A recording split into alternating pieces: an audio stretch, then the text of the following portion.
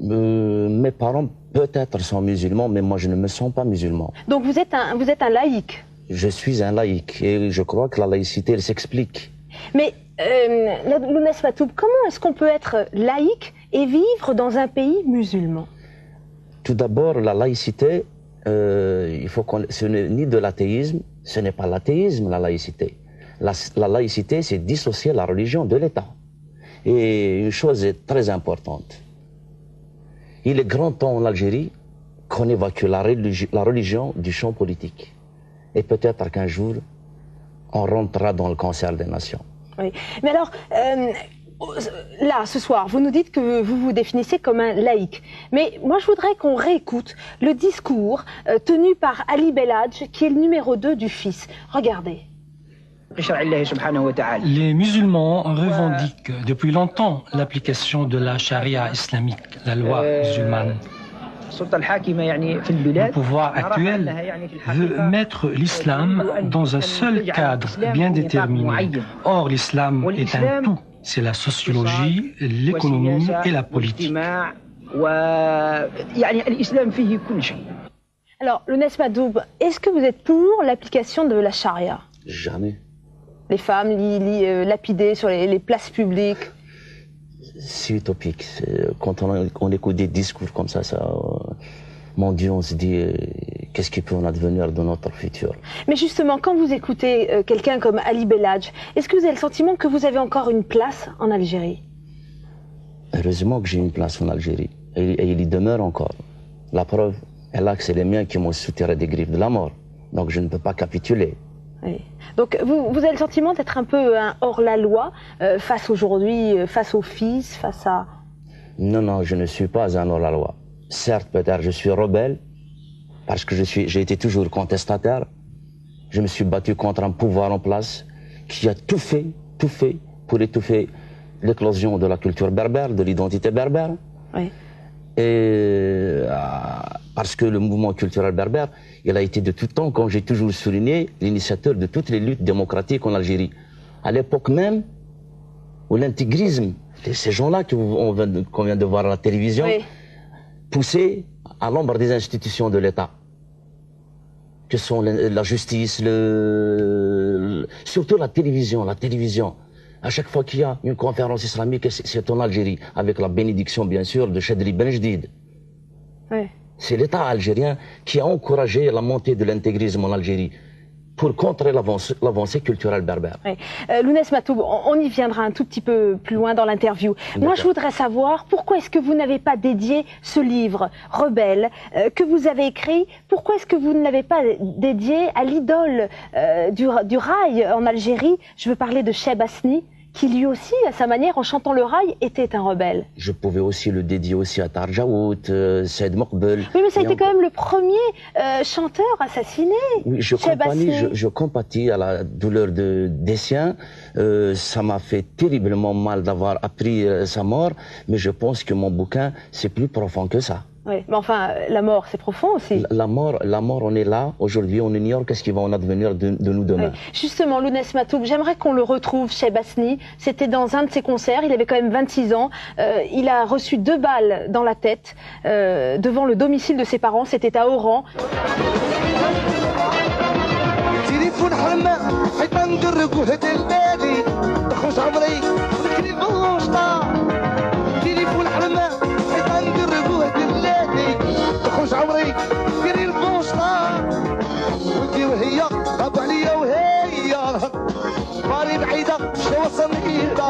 Lounès Matoub, de la même façon que Cheb Asni représentait un espoir pour la jeunesse algérienne,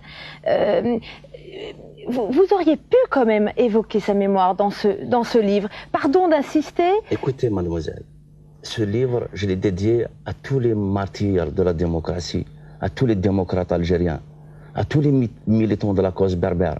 Je pense que j'ai englobé en général tous les Algériens qui veulent vivre une ère démocratique. Oui, parce que lui, en fait, il représentait un espoir pour la jeunesse algérienne, de la même façon que vous êtes un espoir pour la Kabylie. Écoutez, moi je ne suis pas un hypocrite. Je n'ai jamais écouté Cheb Asni. D'abord, je n'ai pas accès à la langue arabe. Je suis désolé, je ne vais pas faire des choses comme ça pour plaire. Certes, mais c'est parce que vous êtes représentant du mouvement culturel berbère que, oui, en fait, vous ne parlez pas de Chebasni, qui lui n'était pas kabyle. Non, qu'on s'explique bien. Oui. C'est pas en luttant dans le mouvement culturel berbère pour la revendication de la culture berbère qu'on est contre des arabophones.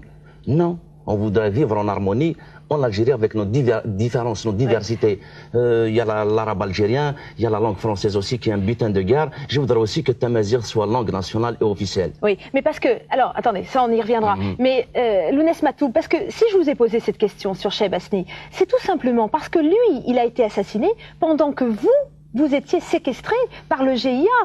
Lui, le 29 septembre, et vous avez été enlevé par le GIA le 25 septembre, 4 jours avant. Écoutez, donc vous pouviez en parler dans ce livre. Bien sûr, bien sûr. Écoutez, 3 jours après mon enlèvement, Chebasni, le pauvre, a été assassiné. C'était pour créer une diversion. Oui. Parce que la Kabylie s'est soulevée comme un seul homme. Elle a scandé haut et fort, Matoub ou le fusil. Alors justement, pourquoi est-ce que Chebasni a été tué par des terroristes islamistes et pourquoi est-ce que on vous a laissé la vie sauve? Et pardon de vous poser cette question qui est douloureuse, mais... Quand on retourne aux élections de 1991, c'est bien le fils qui l'avait emporté en Oranie. Oui. Aujourd'hui, la seule région qui reste inaccessible à l'intégrisme parce que le mouvement culturel berbère est implanté fortement, c'est la Kabylie. Et c'est la seule région qui reste, c'est le seul bastion qui reste à l'intégrisme en Algérie. Et je voudrais que toutes les autres régions d'Algérie copient sur la Kabylie. Parce qu'il y a des régions où ces gens-là, où ces assassins vivent en complète autarcie. Oui. Alors qu'est-ce que ça veut dire? Ça veut dire que si vous avez été libéré par ce groupe islamique armé, c'est parce que la Kabylie s'est mobilisée? En cette soirée du 10 octobre 1994, la peur avait changé de camp. Les intégristes avaient peur. Alors justement, vous parlez de votre libération. On va regarder ce moment du 10 octobre dernier. Pâle, amaigri, les traits tirés, Matoub Lounès tombe dans les bras de ses proches. Il les retrouve en répétant « C'est un miracle, je ne croyais jamais vous revoir ». Les femmes et tous les habitants de son village, Taourit Moussa, l'attendaient. Chez lui et dans toute la Kabylie, c'était la fête. Alors, qu'est-ce qui s'est passé dans la tête de vos ravisseurs? De quoi ont-ils eu peur? Vous savez, moi déjà, dès la minute même où j'étais pris dans ce café, je me suis dit c'était fini. Oui, le GIA est intervenu soudainement dans un café quand vous étiez en train de boire un verre. Déjà, ils ont commencé à me rechercher, à afficher, à placarder partout. Ils ont m'envoyé plusieurs fois des lettres de mort. Mais malheureusement, je ne pouvais pas partir d'Algérie car mon pauvre père était très très malade. Il était à l'hôpital quand j'ai été enlevé. Donc je ne pouvais pas partir et laisser mon père dans un piteux état. Donc ce qui s'est passé dans la tête de ces gens-là, c'est de m'utiliser. Mais je ne le savais pas. Ce n'est qu'après ma libération que je l'ai su. Mais Matoub Lounès, c'est quand même la première fois qu'une région en fait ne cède pas aux intimidations. Ce n'est pas la première fois, du GIA. Non mais là, concernant votre enlèvement, c'était quand même un événement majeur. C'était un coup de bélier dans la carapace intégriste. C'était la première fois où le GIA avait lâché sa proie, hormis les Thévenots. Oui, mais ils auraient pu vous exécuter. C'était un gros morceau. Ils convoitaient la Kabylie, parce que c'est le dernier bastion, comme je vous l'ai dit tout à l'heure, qui restait à l'avancée intégriste. Lounès Matoub, je vous interromps quelques secondes, le temps d'une page de publicité. À tout de suite. Dans cette tranchée, l'ombre de la mort ne m'a pas quitté à aucun moment. J'avais une boule d'angoisse. J'avais tout le temps peur. Je ne pouvais pas penser à autre chose qu'à ma propre mort, qu'à ma propre destinée. Qu'est-ce qui va en advenir de moi? Donc, mon esprit, tout ce qui s'est défilé, qui s'est passé dans mon enfance, dans mon passé, m'est revenu vertigineusement à une vitesse inouïe dans mon esprit. Donc, je ne voyais que la mort. Je me suis dit, ça y est, je vais mourir. Mais en consolation... Ils ont même, presque devant vous, tué un gendarme. Oui, je vais en arriver. Hein. Mais ce qui me consolait aussi pour trouver une issue à ma peur, à ma mort, parce qu'elle était imminente et j'étais sûr que j'allais mourir. Je me suis vu recouvert d'un drapeau national, comme tous mes compagnons disparus. Donc, en quelque sorte, je vais rentrer dans l'éternité. Peut-être eux, ils ont une éternité qui est l'au-delà, Oui. et mon éternité, ce sera dans cette vie. C'est ce que je vais faire de bien ou de mal dans cette vie. Oui, Quant à ce gendarme, ils l'ont traîné avec eux pendant 1 mois, 2 mois, il était déguenillé. D'après eux, ils lui ont même fait choisir sa mort.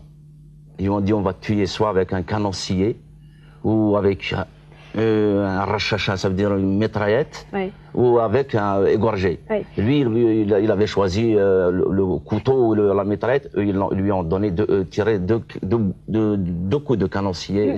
Ouais. Mais vous-même, vous envisagez dans votre tête les différents scénarios de votre mort. Vous disiez peut-être que je vais être égorgé, peut-être que ça va être 3 balles dans le corps. Exact. Il y avait 3 jours de pluie diluvienne. Donc j'étais résigné. J'étais dans le noir. Je me suis dit, je me parlais à moi-même. Je me suis fait fabriquer un double.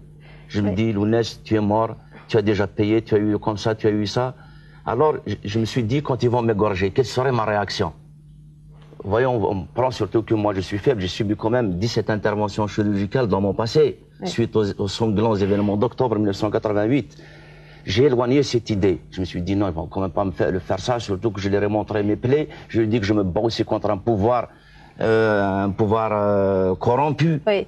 Mais Matoum Lounès, qu'est-ce que vous avez dû, vous racontez dans ce livre que vous avez dû jouer leur propre jeu, c'est-à-dire prier. Vous avez prié avec eux. J'ai réussi à prendre 2 sourates. 2 jours après, ils m'ont dit où est-ce que tu en es? Est-ce que tu peux nous réciter ces 2 sourates que tu as appris? Heureusement que je les ai apprises, ces sourates. Et ils ne m'ont pas forcé à prier.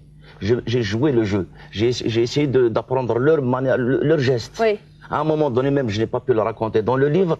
Parce que eux, ils mangent, ils font tout de la main droite. Mais quelque chose de mauvais, comme les ablutions et tout, ils le font avec la main gauche. Mais Matoum Lounès, ils vous ont aussi fait enregistrer une cassette dans laquelle vous deviez dire « j'abandonnerai la chanson », parce que pour eux, la chanson, c'est un péché. C'est péché, hein, n'est-ce pas? Je me suis rogné dans cette cassette. J'avais peur, je vous dis, mademoiselle, j'avais peur. D'ailleurs, ils m'ont fait faire, parce qu'à un moment donné, j'ai fait semblant de parler calmement. Ils m'ont dit non. Tu parles comme tu as l'habitude de parler auparavant, comme tu nous insultais, quand tu parlais du mal de nous. Oui. Donc j'étais obligé de refaire plusieurs fois cette cassette. Et dans cette cassette, il y avait un message destiné donc à la population kabyle. Et 2 jours après votre libération, vous avez à nouveau reçu un message qui venait de vos ravisseurs. Non. Le message qu'il y avait, ils me l'ont apporté 2 jours après ma libération, parce que je devais tenir une conférence de presse le jeudi d'après à Tizi Ouzou. Et comme j'ai annulé cette conférence, parce que j'ai été conseillé par des amis qu'il valait mieux partir, se soigner, donc ils sont venus 2 jours après me rapporter les textes du GIA. Oui. Et alors vous avez apporté ce soir donc un texte avec le tampon du GIA. Ouais, ouais. Et 2e région militaire, Tizi Ouzou, avec le cachet du GIA. Voilà. Alors on va le voir, ce fax, avec le cachet du GIA. Alors qu'est-ce que dit ce texte? Vous savez, je ne connais pas très bien la langue arabe. D'ailleurs, c'est cette langue arabe un peu qui m'a fauché l'herbe sous les pieds. Je n'ai pas pu avancer dans mes études. Donc, ce que dit le texte, en gros, c'est qu'il menace tous les intellectuels, tous les journalistes, les hommes de théâtre, s'ils ne veulent pas abdiquer, s'ils ne veulent pas accepter une république islamique en Algérie. Ouais. Mais vous n'avez pas peur quand même comme ça, de détenir ce document, vous dites que ils peuvent vous tuer à tout moment? Écoutez, quand on m'a remis ce document, si c'était aujourd'hui, je ne l'aurais pas remis, je l'aurais déchiré. Parce que je ne suis pas un messager du diable, moi.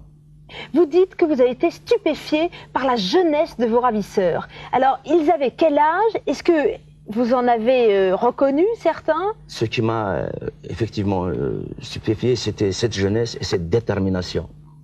Parce que la moyenne d'âge elle ne dépassait pas, comme je l'ai toujours dit, affirmé à plusieurs reprises, elle ne dépasse pas 22-23 ans d'âge. Et cette détermination. Ils ont envie de mourir. Pour eux, la mort, c'est comme la nuit de noces. Mais Matoum Lounès, vous dites en avoir reconnu un dans votre... C'était un ancien copain. Et il était venu plusieurs fois chez moi à la maison. Il a dormi chez moi. Ma mère l'aimait bien. Même sa mère venait me voir souvent à l'hôpital quand j'étais hospitalisé à l'hôpital, à la clinique des Orangers à Alger. Et vous êtes retrouvé nez à nez avec lui? 3 jours après ou 4 jours, je ne me rappelle pas maintenant. Il était venu rejoindre le camp où j'étais séquestré. C'était un champion d'Afrique, 2 fois champion d'Afrique de judo au sein de la JSK, un club de prestigieux de Kabylie. Et mais vous lui avez dit pourquoi est-ce que tu as basculé soudainement dans un réseau comme ça terroriste? Il m'a raconté un peu grosso modo comment ça s'est passé. À un moment donné, il était proche des islamistes, mais il n'était pas complètement dans cette mouvance. Il n'avait pas les pieds dedans, il avait un pied. Oui. Quand il a reçu ce titre, en quelque sorte, ils ne lui ont pas donné ce qui devait lui être dû. Oui. Et une fois, la gendarmerie a fait irruption chez lui. Chez lui, sa femme à l'époque était enceinte. C'est très important quand même ce que je vais dire. Quand ils lui ont passé les menottes, il a dit « Laissez-moi, je vais voir ma femme ». Et quand les gendarmes ils sont rentrés précipitamment, je ne sais pas qu'est-ce qu'ils ont fait parce que ces gens-là ne sont pas des saints aussi. J'ai affaire avec eux, je me suis battu avec eux pendant de longues années. Elle a eu une fausse couche et je pense que c'est ça qui l'a motivé davantage, qui a cassé le fil qui pouvait le retenir. Matoub Lounès, est-ce que vous pensez que ces jeunes comme ça, qui s'engagent dans les réseaux terroristes, sont des jeunes qui sont récupérables, qui aujourd'hui sont des jeunes donc, qui auront tué? Est-ce que vous pensez qu'ils pourront revivre, avoir à nouveau une vie normale? Je pense que c'est difficile. Cette question que vous me posez, elle est vraiment complexe. Moi, je pense que ces jeunes ont perdu le goût de l'espoir. Et vous dites même qu'il y avait un jeune de banlieue de France il y en avait qui était dans ce Il y avait réseau. un Marocain et il y avait un Algérien, Kabyle, un binational. Il doit avoir 18, 19 ans, il parle en français. Il parlait très bien français, donc il doit être de la région parisienne. Ouais. Lounès Matoum, est-ce qu'aujourd'hui un espoir de paix n'est pas né avec la conférence de Rome qui a eu lieu il y a quelques jours et qui a rassemblé les principaux partis d'opposition, le FIS, le FLN et le FFS? Ces trois partis ont rassemblé 80% des votes aux dernières élections législatives de 91. Écoutez, la réalité, elle est tout autre. Entre ce qui se passe au pays et ce qui se passe à l'étranger, c'est tout à fait différent. Oui, mais pour la première fois, le FIS acceptait quand même de dialoguer. Donc, est-ce que c'est pas un tout petit pas vers la paix? Écoutez, ces gens-là sont déterminés. D'ailleurs, avant que le GIA ou l'AIS lance cette... Regardez, on voit d'ailleurs ces images. Donc à Itarmet. C'est dramatique. Écoutez, j'ai envie de rire. Pourquoi vous avez envie de rire? Écoutez, j'ai envie de rire parce que j'ai envie de rire. Même si c'est dramatique, ça me donne envie de rire. Voilà les deux compères. À Itarmet. Oui, ça me rappelle 85, disons déjà, à Londres. Ces deux hommes, leaders historiques de la Révolution, il y a quelques 30 ans, construisaient l'État algérien. Aujourd'hui, il s'agit de le reconstruire en tenant compte des derniers nés de la classe politique, les islamistes. Pour la première fois, dans une ambiance plutôt détendue, toute l'opposition algérienne s'est réunie à Rome autour d'une idée force, celle du dialogue. Le pouvoir a refusé de participer à cette rencontre, mais par voie de presse, il a dit tout le bien qu'il en pensait, traitant les participants de charognards et la communauté proche du Vatican qui l'organisait de catholiques naïfs. Lounès Matoum, vous refusez de voir ces images? Vous refusez de dialoguer avec le FIS?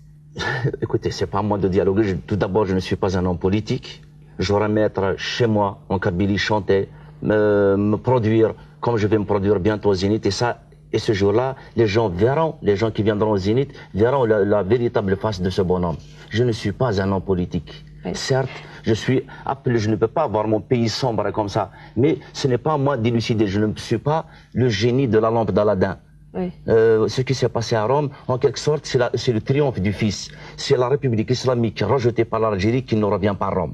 Mais vous dites qu'il ne faut pas donc dialoguer avec le Fils? Mais avec qui faut-il dialoguer? Et comment la paix peut s'amorcer en Algérie? Le GIA m'a séquestré pendant 16 nuits. Et je ne veux pas être aussi avec un pouvoir qui m'a envoyé 5 balles dans la peau. Mon espoir, je l'ai investi dans le combat de Djaout, de Boussebsi, de Saïd Maqbel, de Saïd Saadi, de Khalid Msaoudi et de beaucoup d'autres. Mais ils sont tous morts? Peut-être pas. On n'est pas tous morts. Le combat, ce sont peut-être même si on est mort, ces gens, avec ces personnalités avec qui vous pouvez avancer pour rétablir la démocratie en Algérie. Écoutez, soit c'est la reddition, on va s'arc-bouter, s'agenouiller devant les mollahs iraniens, ou c'est la résistance. Mais Lounès Matoum, est-ce qu'aujourd'hui, vous avez plus peur qu'avant?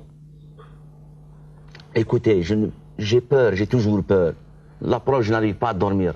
Je suis venu vous voir aujourd'hui, je vous jure, je n'ai pas fermé l'œil de la nuit. Je prends des somnifères parce que par où je suis passé, n'importe quel ne serait pas revenu.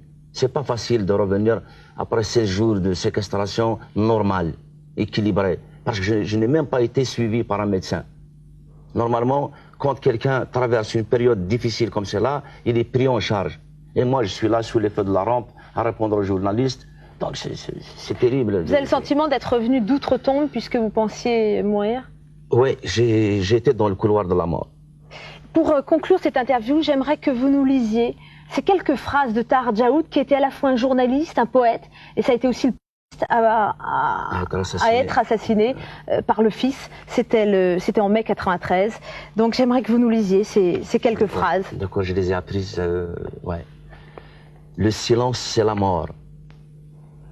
Le silence, c'est la mort.